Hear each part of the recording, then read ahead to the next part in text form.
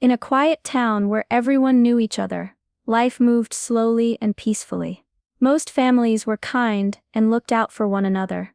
On the edge of this calm neighborhood was a beautiful garden that stood out like a bright jewel. The garden belonged to Mr. and Mrs. Ellison, an elderly couple loved by many. Their flowers bloomed in bright colors, and their vegetables fed families in need at local shelters.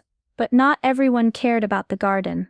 Zane, a 16-year-old boy, was full of anger and boredom. He didn't know what he wanted in life, and often found trouble just to pass the time. He hung out with friends who didn't care about rules or respect. To Zane, the Ellisons' garden was just a silly, boring patch of plants. He thought it was lame, and decided it would be funny to mess it up, just to get a laugh. No one expected what would happen next. One late evening, when the sky was dark and quiet, Zane slipped out of his house. The Ellisons were away visiting their daughter, and the garden was empty. It was the perfect chance for a prank, or so he thought. With a sly grin, Zane pushed open the gate and stepped inside.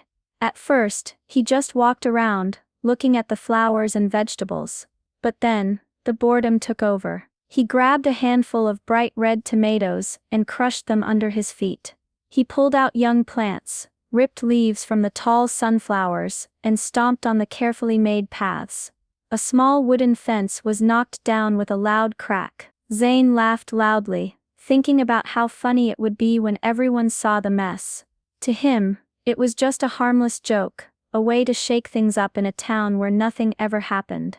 The next morning, neighbors gathered near the garden, their faces full of shock and sadness. The flowers were trampled, and the soil was torn up like a wild storm had passed through. Mr. and Mrs. Ellison returned, and walked slowly through their ruined garden. Their eyes were full of quiet pain, but they said nothing. They just looked around, as if trying to understand how this had happened. Zane watched from a distance, feeling a small flicker of unease deep inside, but he pushed it away, telling himself it didn't matter. It was just a garden after all. A few days later, something unexpected happened. A black SUV pulled up to Zane's house. His parents were called outside by a well-dressed man and the Ellisons. Zane didn't understand at first. What were they doing here?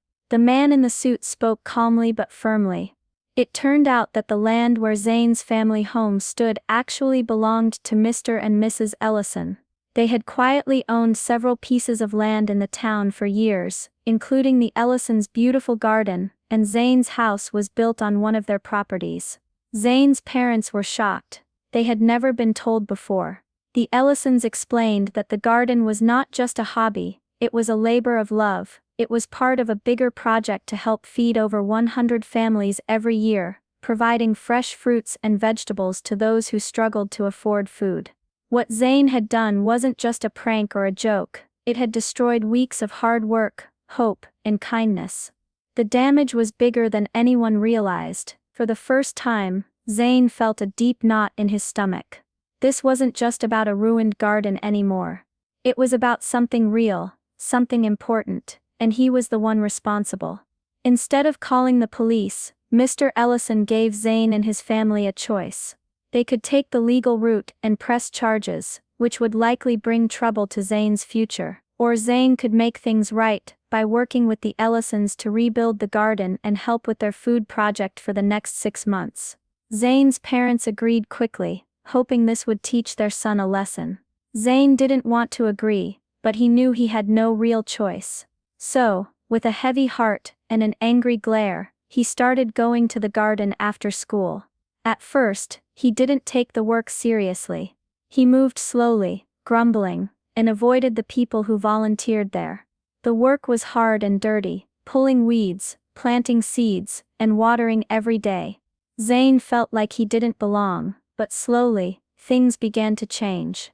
He listened as Mrs. Ellison told stories about the garden. She explained how it was built in memory of their son, who had died young. The garden was their way of keeping his spirit alive and giving back to the community. One rainy afternoon, Zane found Mrs. Ellison crying quietly while planting a small tree. Seeing her pain broke something inside him. For the first time, he felt real guilt. This wasn't just a game anymore. He had hurt people who had lost so much. From that moment, Zane started working harder. He showed up on time, and even stayed late some days. He began to care about the plants and the people who came for food. For the first time, he felt like he was part of something bigger than himself. As weeks turned into months, Zane's attitude changed more than anyone expected. He stopped showing up just because he had to. Instead, he came because he wanted to help. He learned how to plant seeds carefully, water them just right, and pull out weeds without hurting the other plants. The garden slowly grew back, stronger and more beautiful than before. Zane made friends with some of the volunteers, people who had given up time to help feed others. They shared stories about families who depended on the food from the garden. Hearing about these people made Zane realize how much his actions had really hurt. One afternoon, a younger kid tried to sneak into the garden, planning to cause trouble like Zane once did. But this time, Zane stopped him.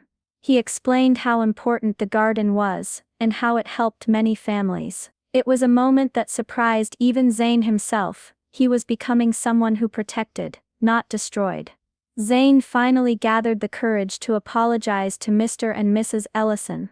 He didn't just say sorry, he told them how much he regretted what he did, and how he wanted to make things right. The Ellisons smiled gently and forgave him, showing a kindness Zane didn't expect to receive. His family noticed the change too. Zane was calmer, kinder, and even started helping at home more. He joined the school gardening club, surprising his friends who remembered him as the troublemaker. The Ellisons were so impressed by Zane's hard work and dedication that they wrote a letter recommending him for a summer horticulture program. It was an opportunity that could change his future. By the time the garden was fully restored, it was more beautiful than ever. At the center, a small plaque honored the Ellisons' son, whose memory inspired the garden. And now, Zane was proud to help care for it every day. One sunny afternoon, a local news team came to the neighborhood to film the garden's comeback story. The camera crew set up near the freshly planted flowers and ripe vegetables. Zane stood beside Mr. and Mrs. Ellison, feeling nervous but proud. For the first time in a long while, he wasn't just the kid who caused trouble, he was part of something meaningful. During the interview, Mrs. Ellison spoke softly about forgiveness, and how the community had come together to heal. She talked about how important it was to give young people a chance to learn from their mistakes. Zane listened carefully, his heart pounding as he thought about how far he'd come. A week after the news aired, Zane received a letter in the mail. It was from the horticulture program. He had been accepted with a scholarship. The letter said the program saw promise in him, a chance to grow just like the plants he had helped nurture. That evening, Zane walked through the garden alone, the soft glow of sunset casting long shadows over the rows of vegetables. Mr. Ellison joined him quietly. They stood side by side, watching the sun dip below the trees.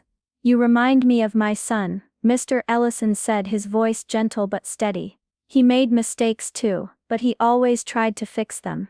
Zane felt tears well up in his eyes. For the first time, he understood that mistakes didn't have to define a person.